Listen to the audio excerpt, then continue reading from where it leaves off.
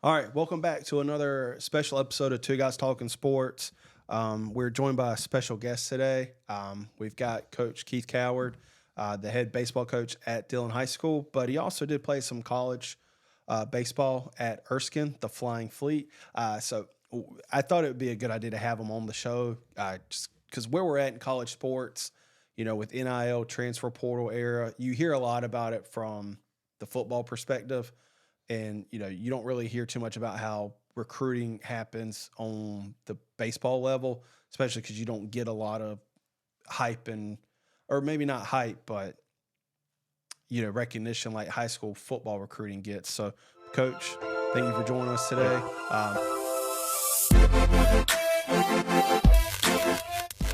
Like I said, you did go to Erskine. Talk about, the years you were there, kind of your experience there. Yep. So, very thankful for the opportunity that I was granted to go to Erskine. Baseball. Erskine's a Division II school, by the way. It's not Division I, nothing big or anything like that. So nothing glamorous. But no, very, very thankful. Enjoyed my time there. As far as the recruiting process, they didn't even charge to go to our baseball game. So there was no money to be given out like there is today. But anytime you have an opportunity to go to the next level and compete, which was what I was looking for, I had no illusions of being a Major League Baseball player or anything like that, but was thankful for that opportunity. Coach Kevin Nichols was the head coach when I was there. Okay. And I was recruited by the pitching coach, Chad Amadon. Now, Coach Nichols, he's no longer there. He actually went to the College of Charleston to be the hitting coach, associate head coach, hitting coach with what's the guy's name that was at South Carolina? And Holbrook. That's right. Yeah. I think he's. I don't think he's there anymore. I'm not sure about Holbrook, but Coach Nichols is not there anymore. Yeah. He's at Middle Tennessee State now. Okay. So. But no, it's very, very, very thankful for my time there. Made a lot of good friends. You know, that's what I take from it is I've got lifelong friends, guys that were in my wedding. I was in their wedding. Yeah. So just thankful for that opportunity. What, because I know there's usually a big difference with when you played high school baseball and when you got to the collegiate level, maybe not a culture shock. What was the big difference to you? Yeah, well, obviously, I used to tell my dad all the time that when I was in high school, if I could get past the first 3 or 4 hitters, that there was no issues, in the lineup. But now when you get to college, they're all the best hitters on their high school teams and that type of thing. So it really wasn't my biggest issue was getting healthy when I first got there. I summer before I went to Erskine, I was pitching at a tournament which back then it was Sarge Fry Field in Columbia. I was playing in a travel ball tournament and messed up my elbow a little bit. Never had surgery, probably should have. Yeah. But I took a big velocity dip and lost a little bit of feel for my other pitches. And so it was just kind of a struggle the whole time I was there.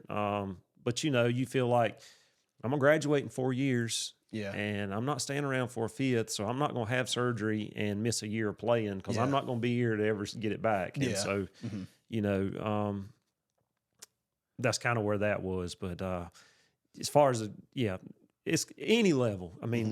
Now, the people have this misconception that junior college ball is somehow less than, Division II or whatever. But that couldn't be farther from the truth. Those, Florence Darlington Tech, those guys, they can compete with any school not named Clemson, Wofford, Coastal, and maybe they could on a game-by-game basis, but, very good baseball played at the junior college level. And this is one thing I got into with Coach Selmer from Lancaster is you see it now, especially like these major universities, they have the transfer portal where it's like, whereas when you played – and it might be different at a D2 level compared to like D1, even if it's not major D1, where these colleges don't have to rely on these young kids coming out of high school. They can go to a Florence Darlington, which Florence Darlington's always been a good JUCO that would feed in players to bigger universities, but you can go get a starting pitcher from a school like that, or heck, even like a smaller school, like a Lander or something, and they're ready to pitch day one, whereas like as a true freshman coming in, you may not be ready. Absolutely. I haven't gone through the baseball recruiting process yet, being my second year as a head coach. All of our guys are so young. We talked about that in the other session, but I'm curious to see exactly how that does impact. I know, and I'll speak to this from a football standpoint as a football coach at Dillon. I have seen college coaches come by the high school, stop by the high school, and you ask them, like, what are you looking for? And the answer majority of time is, we've got to figure out what we're going to get from the portal first. Yeah. And we've got some really good players, football wise right now, that are ready to go to college. Yeah. And if it was 5 or 6 years ago, they would have had a lot of opportunities. But right now, they're just kind of getting drug along because of the transfer portal. And it sucks because it's, and you're a Clemson fan. I'm a Gamecock fan, but that is one thing that, Dabo, I won't say refuses to dip his toes into, but hasn't really embraced the transfer portal. Whereas like I said, 5, 6 years ago, you get a top recruiting class 2 to 3 years in a row at the high school level, like bringing in high school kids, you're set. Whereas like now you just like look at Florida State, for example. They were okay a couple years ago, but then, the majority of their starters on offense and defense this past year were all from the portal. So it's like you don't have to wait, especially if you have a strong NIL collective where you can go get some players and that can change the entire face of your program. Yeah, and so, he's tried. Speaking of Dabo, he's tried. Yeah. I mean, he's gone after some guys in the portal. But see, the thing is, he's not anti-portal. And he's not anti-NIL. From my perspective, I ain't talked to him. I don't have any conversational expertise here. But he's tried to do things a certain way with NIL. Yeah. And that is take care of the guys that are already on campus first. Mm-hmm. And he's tried to get into the transfer portal. Yeah. But what has happened is the NIL and the transfer portal have kind of melted into one ordeal. And so a lot of the guys, when they enter the transfer portal, that could actually help Clemson. Yeah. Well, now they're looking for money. Oh yeah, and he, best I can tell, he's of the viewpoint that I'm not going to go and give you any money, and you have no equity here. Yeah, or not any money. I'm not going to say that. Yeah, but the money that they're looking for. Yeah. A lot of times. Well, especially if it's like you have like a good freshman season, maybe not the best, but then once the season ends, you've got another school, like especially if you're a program that is not mediocre, but you take like South Carolina, for example. We're not, the level what Clemson used to be in terms of, national championship or bust or ACC championship or bust season. Whereas like, we have 1 or 2 good players, they're going to be wanting more money and they can go to like a Texas or a Tennessee, Florida State that have these strong NIL collectives. And I will give Dabo the credit for like, he's strong in his beliefs and his approach and philosophy with coaching. And I don't like this. And I think Coach Beamer at South Carolina is even the same way because this happened with the recruit this year where he's not just going to be in an open bidding war. Or like you have players that, we had, from what I've read and everything, we had quarterbacks that wanted to come to South Carolina, but they won't guarantee starting positions. Right. And that's just not going to, I don't think that's a good idea to do as a coach because you don't want to overpromise and then underdeliver because then you get a bad kind of reputation as a coach.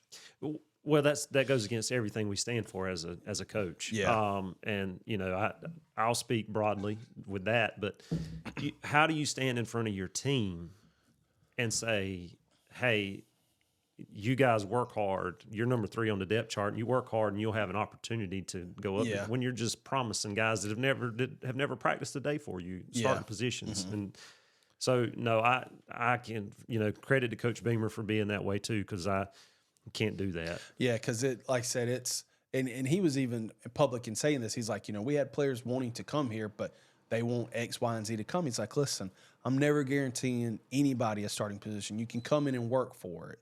If you don't want to work for it, then this isn't the place. And I think that's the one downside, I think, to the portal era where it's like, I won't say players don't want to face adversity, but like especially if you're a true freshman coming in, like let's just take you coach Dillon high school football. Like let's just take Josiah, for example. He's a highly touted high school recruit. I know On3 used to be Rivals came out with their final rankings this week. He's the number 1 offensive tackle in the country. Let's just say he goes into South Carolina. It maybe doesn't go the way he wants it to be. You know, is it something where you see a lot now where players will bolt, like they'll leave, or you know, can they face that adversity, get better, and I think it ultimately helps them in the long run.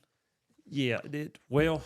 And I don't want you to go into like who Josiah is. I'm just using him as an example where it's like it's not, you know, it's not the norm where, you know, player gets on campus as a true freshman and it may take a season or two for him to get on there to grow muscular, you know, size wise and whatnot, and experience. Whereas like now it's, if you're not playing right away, they just leave. Yeah. And that's kind of the way of society.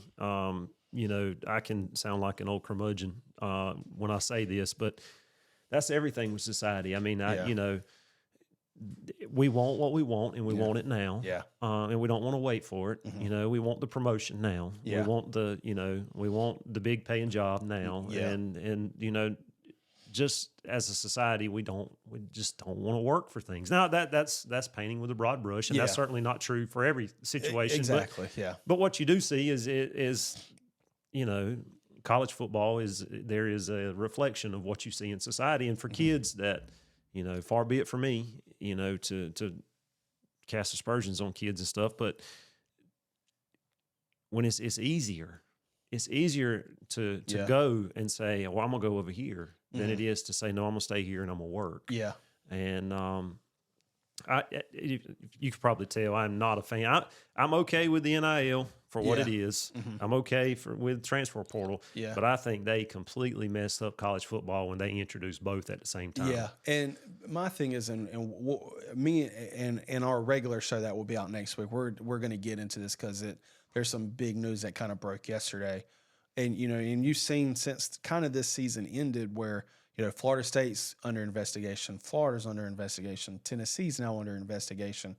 And you don't know exactly what the reason for the investigations are, but you can kind of look from the outside, and it's probably related to NIL across maybe all sports, but especially at the football, there's more like money's not being discussed at the other sports in these colleges like it is for football. And the NCAA just was like, have fun. And then now they're trying to rein it in, and you can't do that. No. You know, it's like you telling your kid, hey, listen, I don't care what you do, you're not going to get in trouble. Then he does something and he gets in trouble. It's like, well, you told me I could do anything. So what's the issue? Right. Well, you know, you can't expect humans not to mess up stuff. Yeah. And, you know, I can get on a little bit of soapbox with this, but who we are as flawed individuals. Yeah. You know, we're always going to try to pervert things. We're always going to try to exploit things. And, you know, NIL is no different. Yeah. You know, the kids making money off their name, image, and likeness is great. Yep, it's good for that. Yeah, there's a lot of money in college football, and there's nothing wrong with the kids getting some of it. Yeah, you know, you know, you can get into the weeds when you start talking about just how much different parties need, but there's nothing wrong with that. Yeah. You know, what gets lost a lot of times is the fact that they are getting education, getting an education. Yeah, you know, thankfully as a teacher, I was able to get the last bit of my college education paid for, or excuse me, forgiven through, you know, teacher forgiveness stuff. Yeah. But my wife, I mean, she's still paying for her education. Yeah. So am I. It's expensive. So, you know, it shouldn't be lost in that they are getting an education. But you just who didn't see this coming? Yeah. And I think you touched on this. I don't know if it was this episode or when we did our high school episode. That will be up on for anybody, that will be up on our Facebook page. So we'll put the link in the description. That way, if you want to watch that episode, it'll be on there. Where, you know, and I think another thing that gets lost is all these athletes think they're going to make it to the next level. And there's nothing wrong with having those dreams and aspirations to make it to that level. But at the end of the day, it's, you know, if you're not going to make it, because there's a tiny percentage from each team that ultimately makes it to the next level. Right. And if they do, how long they stay there. And I'm all for you're making money off, like I said, your name, image, and likeness. Where I think I'm anti is where these kids are now going to these head coaches after the season ends and saying, I want this money to stay or I'm leaving. Right. And I think you're about to see a mass exodus in college sports where, because you've got the Boston College head coach that left and is now the defense coordinator at the Green Bay Packers, and kind of took not a demotion, but it's like he doesn't have to worry about that all that anymore. Well, and I think there were reports I saw the other day where Chip Kelly is maybe interested in a couple of offensive coordinator vacancies in the NFL. Yeah, I did see that too. Yeah, and not that I would ever have the opportunity to do either, college or NFL. Yeah. But if I was ever in a hypothetical world given an option, I would definitely rather coach in the NFL, because then it's just about ball. Exactly. You've got all, off the field staff that handles all the contract stuff, and I know colleges are somewhat getting to that now. I think Texas had somebody that South Carolina got that was really big in their off the field stuff. Right. I mean, he's still a position coach. He's the special team coach for South Carolina now, but I don't think he was the special teams coach at Texas. But like I know Sarkisian depended on him a lot. So I think especially, and it's tough because it's not like this in all collegiate sports. It's just football that it has the most money, and it's just turning into like another professional league. And that's what it's probably going to be in the next 10 years. Yeah, I would imagine. And going back to Dabo, I'm curious if he is able to just hold on long enough without sacrificing who he is. Yeah. To where they make some kind of arrangements or changes with the rules, and then he's able to go back and say, look, this is where we were going all along. Paying the guys that are on campus already. And again, I don't know, and I would never presume to know the inner goings of a kid like Barrett Carter at Clemson, the linebacker at Clemson. He decided to come back. Yeah. And I imagine that he was able to be comfortable with that situation coming back was because of NIL money, was able to say, hey, look, you're not real sure about your draft status, but we're going to overcome your fears of getting hurt by saying we're going to be able to give you this now, and then come back and work. Let's improve your draft stock. Yeah, I think he's going to project to be a first round. That might be Jeremiah Trotter, I'm thinking of. Yeah. But yeah, I mean, these kids are, and this can be. I think will especially help baseball, getting these high school kids to go to college compared to if you're a first round pick in the MLB draft, where you may get a big signing bonus, but your salary is not good. Right. And where you're getting more guaranteed money to go to college, and you can improve your draft stock by benefiting from, because I think you have to be if you go to college out of high school from baseball, you have to be removed from high school, 3 years? Well, in certain circumstances, if you turn 21, you can do it after your second year. Okay. It's more of an age. It's more of an age deal than anything. If I remember that correctly, but no. Obviously, as a Clemson fan and a baseball guy, Coach Eric Bakich, he's going into his second year at Clemson, and I listened to a podcast that he did the other day, and he's basically saying NIL is just trying to be not a moneymaker, so to speak, for the kids, but NIL could be an opportunity where kids can go to school for free. Because, baseball is not a – they get 11.7. Yeah. They get, at the Division I level, they get 11.7 scholarships. Yeah. And that's to field the whole team, which is ridiculous. But agree. I mean, how can you field a team of 35 guys with 11? I mean, look at it for this. I may be wrong on the number, but they just got another full-time position. They finally got was it a third? Yeah, was it a third? They finally got a third paid assistant. Full-time. Full-time, that's right. But, he said something that struck me. If you think about the ridiculousness of this whole situation. Yeah. So the baseball players, they get their NIL money, turn around and spend it on tuition. Yeah. So now they're being taxed on what they're paying their tuition with. You see what I'm saying? I mean, because the NIL is taxable. And you may know this because you went through the high school recruiting process. If in certain situations like that, would they give them academic scholarships? Because I know some schools don't do athletic scholarships; they do academic scholarships. Right. Yeah. So I had to pay money to go to Erskine. I did have I did have some baseball scholarship, very, very little. Yeah. I did have some baseball scholarship, but most of what they put together for me was academic money, which I did good in school, Yeah. but they have to use academic money in order to try to offset that into athletic programs that are not fully funded. Yeah. Because I know like Ivy League schools, they don't do athletic scholarships. Theirs, I think, is strictly academic scholarships. Well, you Or told me maybe even something be that I didn't know. private schools. Because Erskine's are they a private school? They are. Okay. Yeah, they are. Because my brother works at Furman, and I don't. He doesn't do anything like with the inner workings of scholarships or anything like that. Right. But I don't know if they do athletic scholarships. I think it's academic. Yeah, maybe. And it's how would you be as a, like, say you were playing high school sports now? What would you be your thoughts on like being recruited now compared to when you were? And it's really not that long ago, Right. if you think about it. But it's a different world. But it's a completely different world.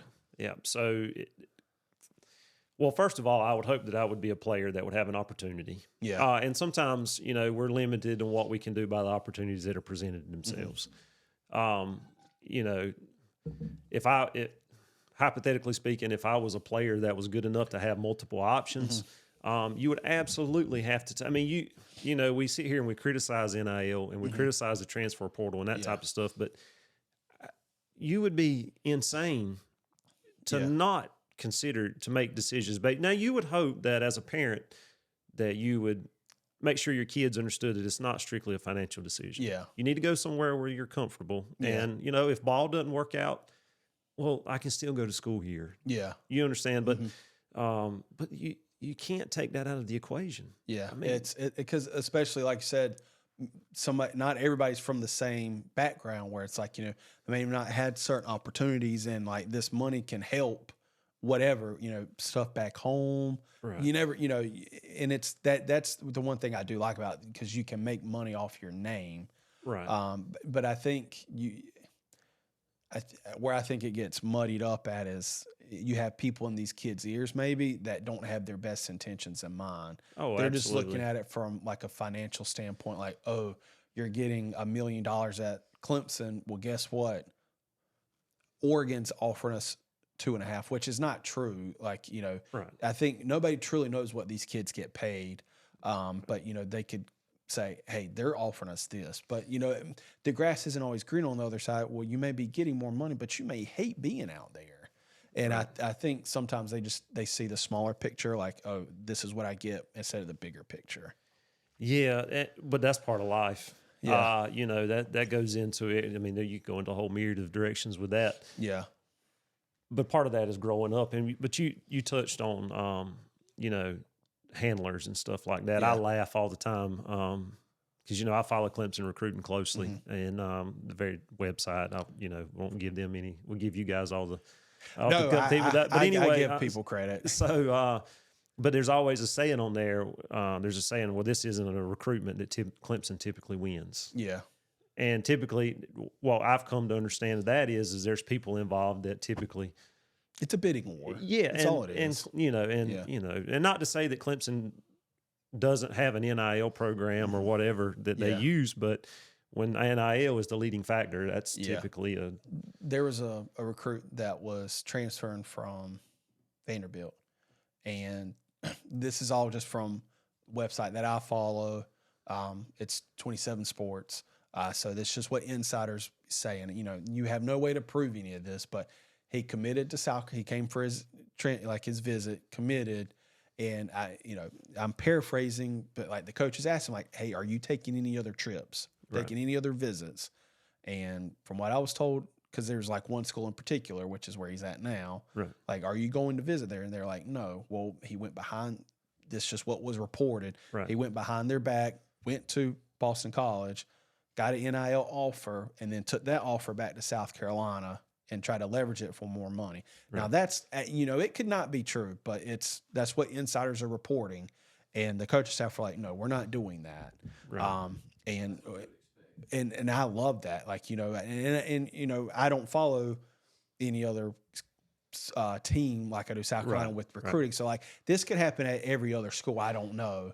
But that's one thing I will stand with Beamer and Dabo is like they're not going to get into like a bidding war. They're not going to be like, okay, we offered you 250. Okay, this school offered you 3. We'll give you 350. Like, no, Right. you either would come play here or you don't.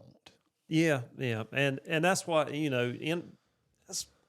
there's nothing wrong with NIL. There's nothing wrong with the transfer portal. Yeah. But that's why people say, well, they pay them in the NFL. Well, the NFL works because there's rules set in When place. there's structured contracts. As well as the fact that the parties want the rules to work. Yeah. Now, of course, the players would love a bigger, salary. Mm-hmm. And, and the owners would like a smaller salary. Mm-hmm. But they work within the rules that are set forth. And the problem with NIL now is that you kind of get, even the states, they have different rules within the states that the schools are in. So it just, there's no guidelines. It's like that commercial. I think it's like a Little Caesars commercial where he's like, there's no rules, and he takes his shirt off and they put your shirt back on. He's like, there's one rule. So it's just That's right. The thing with where it's not comparable to the NFL because like NFL has salary caps. They have the market sets the players what they get paid, and like I said, they sign contracts. Now they may do holdouts if it's like they're on their last year or two of their contract, Right? And they may hold out, but guess what? They can't go to another team, right? And that's kind of what the thing about it is, give them the money, but let's just go ahead and call them employees. Yeah. Right. Mm-hmm. Let's go ahead and call them employees and let's be done with it. And I don't know, but I imagine the schools would welcome that to where everybody on the same page, everybody's on the same level playing field. And, and you didn't bring this up, but what you were talking about, or what I thought you were fixing the head there. I don't think you did, but what you hear a lot of times, proponents for NIL and the way that it is kind of, free for all, so to speak. They say, well, the coach at Washington, he left to go to Alabama. Yeah. Well, why can't the players do that? Yeah.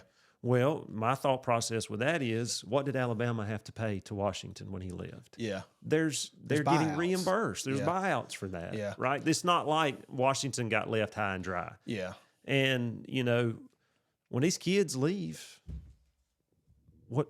Yeah. The schools just left with nothing, And that was a big thing with Juice Wells with South Carolina this year where, and the thing with, I guess you could say with the NIL compared to NFL is like, you've got people that are paying, like fans that are just paying their hard-earned money to these collectives, try to get these players.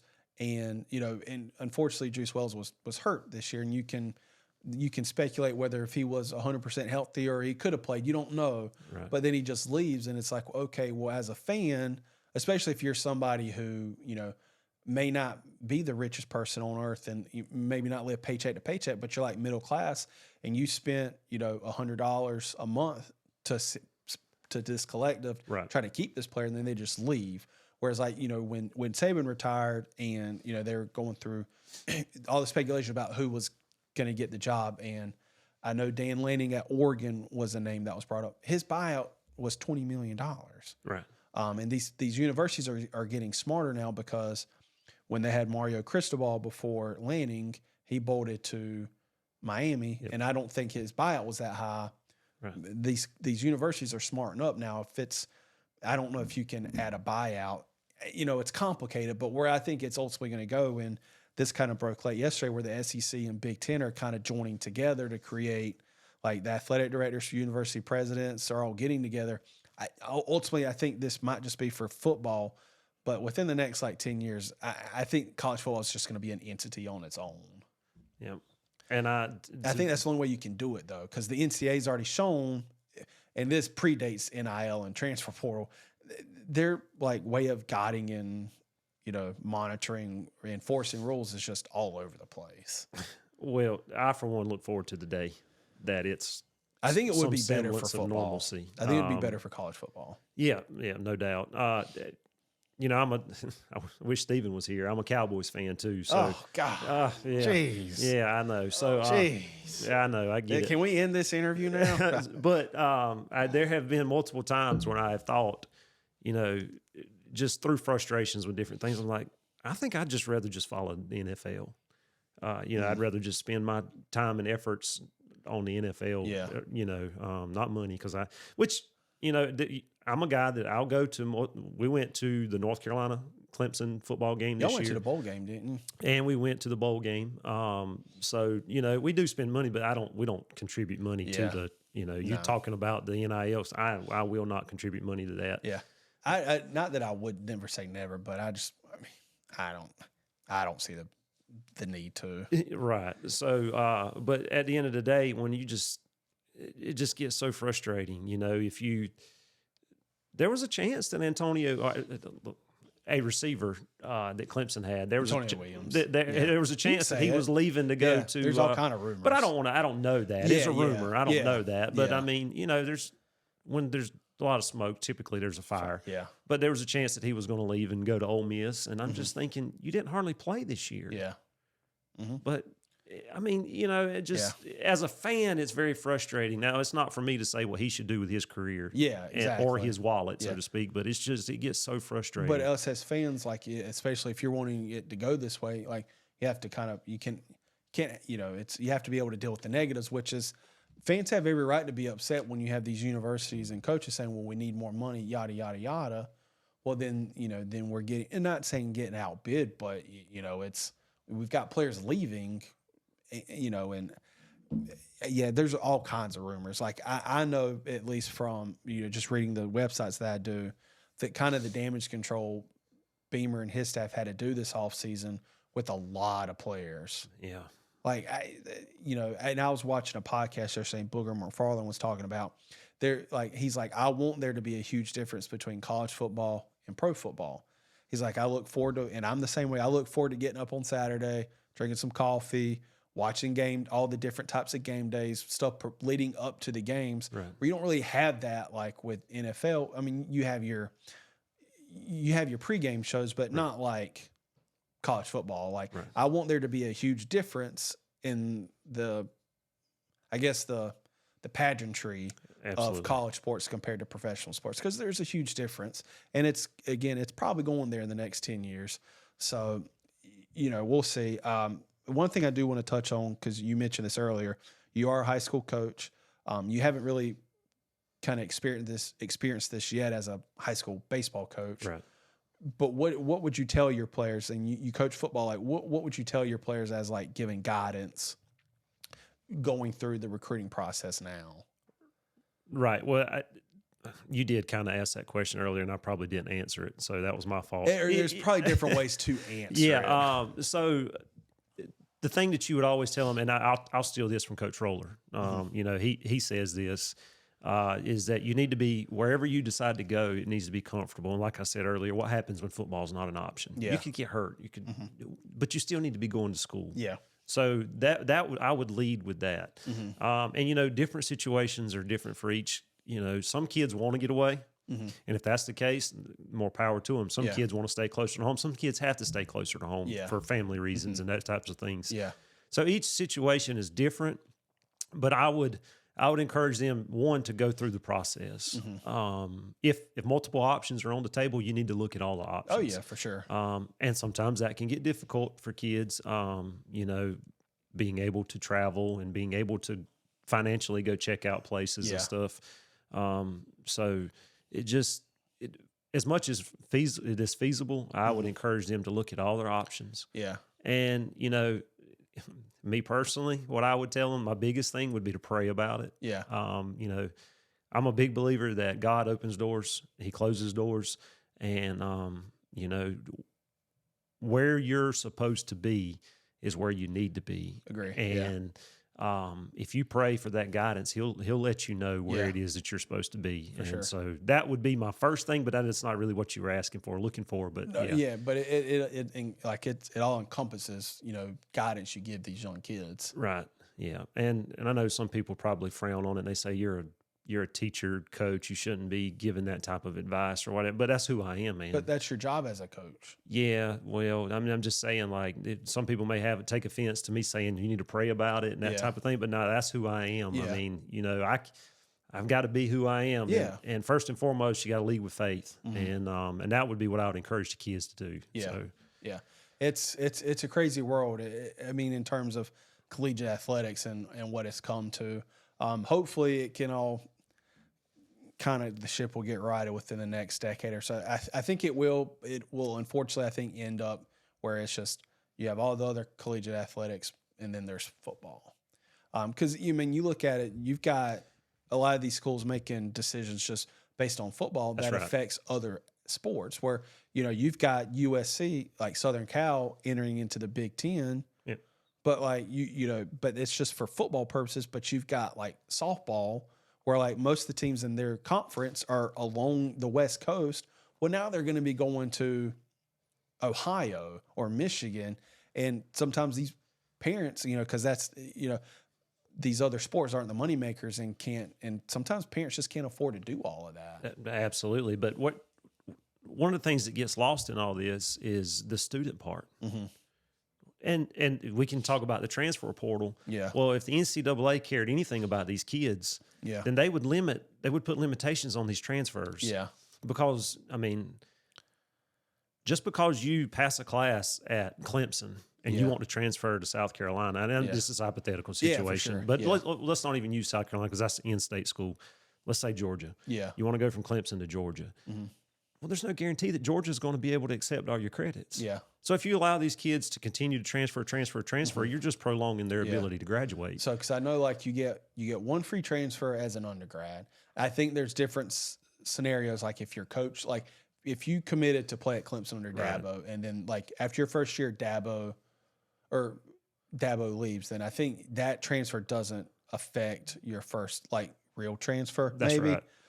Then I think you can transfer after, like as a grad student. Right. Well, and the reason I say that is because there have been thoughts and talk about them going away from limiting transfers at all. I think that's a court decision that was just, I think, overruled. But so like now they can transfer however many times they want to, while it's held up in like the judicial system. Right. Which is not good when you consider academics into it. Or even just as a coach, like, it's almost impossible to, not field a team, but it's like, you don't know where you're going to stand at the end of the season because, you may have had 24 high school commits in the 2024 class. Well, when this football season ends, half that class can leave. And then you're scrambling to like find it in the portal, or like now you're having to go to high school players that you maybe didn't recruit. Right. So it's, I wouldn't say loyalty, because that's a hard term to, I guess they're loyal to the money. Whoever's going to give them money. Like, there's not many players like, and I'm a Gamecock, like I said, there's not many players like a Luke Doty, DeCarrion Joyner, Xavier Leggett. I guess I could say Spencer Rattler, because, he could have left after his first year at Carolina. Just think back when Clemson had their big runs, if NIL was a thing back then. That would have never happened. Deshaun, he could have left. I don't know. Like Trevor could have left. You never know. No, you'd have never won those recruitments. Yeah. I don't know that. Especially because Deshaun and Trevor were just like once in a generational talents. Yeah. Oh yeah. And Clemson's still finding ways to, like, I think it's unfair to place these expectations on players like, Cade Klubnik, for example. Right. Like, it's not fair to say, he's the next Trevor Lawrence when he hasn't even gotten on campus yet. And it's just, and he may not, like, not all these players pan out, because I think there's a lot more too that goes into high school football recruiting, where some players are ranked a certain degree because of where they're going or the school they go to. Absolutely. Because that does play a factor. Like, we'll wrap up here in just a few minutes, but there's a recruit that South Carolina got one year. I think he was a D tackle, and he dropped from a 4-star to a 3-star. Well, then he decommitted from South Carolina. I think he ended up going to like Alabama maybe, and went back up to a 4-star. Right. So it's, I think sometimes it's just unfair expectations that are set on these kids, and they're still, kids. Right. Like, they haven't gotten to the collegiate level. Like you don't know if they're going to pan out. And, sometimes if you are that big 5-star can't miss recruit and you get on campus and you're not dominating right away, then people just write you off. Right. Well, you look at Ohio State's quarterback from this past year. They win 10, 11 games. How many games did Ohio State win? They lost. I mean, they lost a bowl game. They lost 2 games. And they lost to Michigan. Yeah. I mean, that's a great year by any stretch of the imagination. And their quarterback leaves and goes Syracuse. Well, he goes to Syracuse, but I mean, it was almost like they were glad to see him go. Yeah, because I don't think he was like. I mean, he was a good quarterback, but I think he was wanting stuff in the offseason, like some assurances. Because Ohio State just constantly brings in these top guys, Right. And I think he was wanting some assurances, and I don't think Ryan Day was giving it to him. Yeah, well, and that could be some of it too, but I'm sure probably the fans. I mean, just because he wasn't C.J. Stroud and he wasn't those guys that came and played before him. Which, as a Clemson fan, we're just as guilty as anybody else. Every fan base we anoint DJ, to be the third guy in line, and then. He doesn't pan out, and Cade, he's the number one quarterback in the country, and he's got to be it. And then when he struggles, I mean, now we're just, it's a fan issue. Yeah, and I think it speaks more on, maybe not negatively on the players, but I think you realize maybe you didn't love the sport as much as you do when you get these fan interactions. Because I know there was a linebacker, and I don't know how much of this is true. It's just what you see on message boards. But he left South Carolina, transferred back home to Mississippi State, and like there were rumblings that he paid attention to what was being said about him on Twitter, X, whatever you want to call it. And these players do see that stuff. Like, I don't think there's wrong with critiquing somebody right. He had a bad game, this, and this. But, like, if you're just constantly, like, going at somebody, right. I think eventually they're going to reach their breaking point. And it's have to be a grown-up kind of. But at the same time, I think as fans we do get kind of – and there's nothing wrong with being passionate. But I think at the end of the day, you still have to remember their kids. Well, yeah. And some people would – the response to that would be, well, no, they're not. They're getting paid hundreds and thousands of dollars. Yeah. They're not kids anymore. But sure, it doesn't make sense to me. But I've never been a guy that would go after somebody on Twitter or Facebook or personally. Or I just me and you having a conversation as a Clemson fan and as a Carolina fan. Yeah. Not on camera. We might voice frustrations with a certain player or something, but we're not going out trying to make it public. And you can there's some tweets that I will type that I don't see because it's like at the end of the day, you're like, okay, I'm a grown man saying this stuff about a 19-year-old kid. Right. And it's nothing bad, but there's nothing wrong with if you watch any of our episodes this season, me and Steven expressed our frustrations about South Carolina football pretty well on here, but it was never like, well, God, you've got to replace this kid. He's just god awful. He's terrible. I don't think we ever did anything like that. Like, you can always critique them, but like you keep it at that instead of like just beating the kid down. Yeah. Well, but I would also say that what you guys are doing here is it's more than a hobby. I mean, it's no different. I mean, you're not on ESPN. No, but I mean, this thing could grow, and who knows where it goes to. So this is not necessarily. I mean, this is entertainment. Yeah, for sure. So, but the people that would be a fan and would get on somebody's Facebook page or Twitter or something and send demeaning remarks or something, that's like there was and I'll end on this one. It's Mario Anderson that came to South Carolina from, I think, Anderson, and then now he's at Memphis. But when he entered the transfer portal, like a fan, like I don't know if they found a parent's page or a parent may saw his parents may have saw the comment, and I don't like that. Like, there's nothing wrong. Like if I just put something on my account, I don't think there's anything wrong with that. But if you're seeking out like family members or this person's private, and there's nothing like Facebook's different than Twitter. Yeah. But like if you're constantly, I don't think that's good. I think that's where fandom's kind of gone. With social media. Yeah, you're right. But yeah, I mean, I could talk for hours on this. But Coach, thank you again for joining us today. Again, we'll post our high school show in the description when this posts. But best of luck again this season, and thank you for coming on. All right, thank you for having me. Yep.